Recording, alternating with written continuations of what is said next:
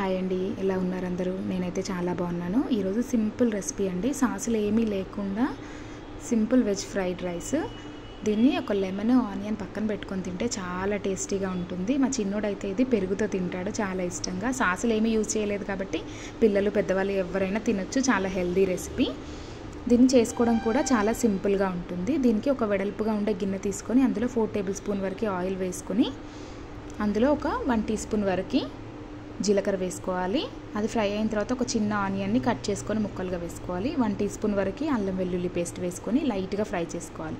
ఇప్పుడు ఇందులోనే ఒక గుప్పెడు వరకు పుదీనా ఆకులు, ఒక గుప్పెడు వరకు మెంతికూర ఆకులు వేస్తున్నాను. ఉంటే ఉల్లిపొరక కూడా వేసుకోండి, చాలా టేస్టీగా ఉంటుంది. ఒక 1/2 టీ స్పూన్ వరకు పసుపు వేసి కలిపేసుకుని ఆలు, క్యారెట్, క్యాప్సికమ్ వేస్తున్నాను. ఇంకా మీరు ఏవైనా వెజిటేబుల్స్ కూడా వేసుకోవచ్చు. ఇవి లైట్గా ఫ్రై అయిన తర్వాత సాల్ట్ వేసి కొంచెం ఫ్రై చేయాలి.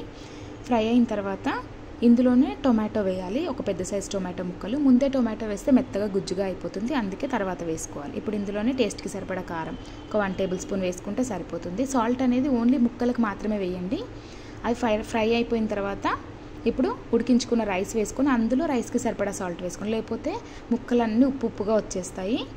ఇప్పుడు ఇందులోనే కొత్తిమీర, నిమ్మకాయ పిండుకుంటే చాలా టేస్టీగా ఉండే వెజ్ ఫ్రైడ్ రైస్ రెడీ అయిపోయినట్టే. అండ్ మన ఇంట్లో అప్పుడప్పుడు ఒక క్యారెట్, ఒకటి ఆలుగడ్డ అట్లా ఏదైనా మిగిలినప్పుడు కూడా చేసుకోవచ్చు అనమాట. ఇంకా కర్రీ ఏమీ లేకుండా ఇలా ఈజీగా తినేయచ్చు. ఈ వీడియో కనుక మీకు నచ్చినట్లయితే ప్లీజ్ సబ్స్క్రైబ్.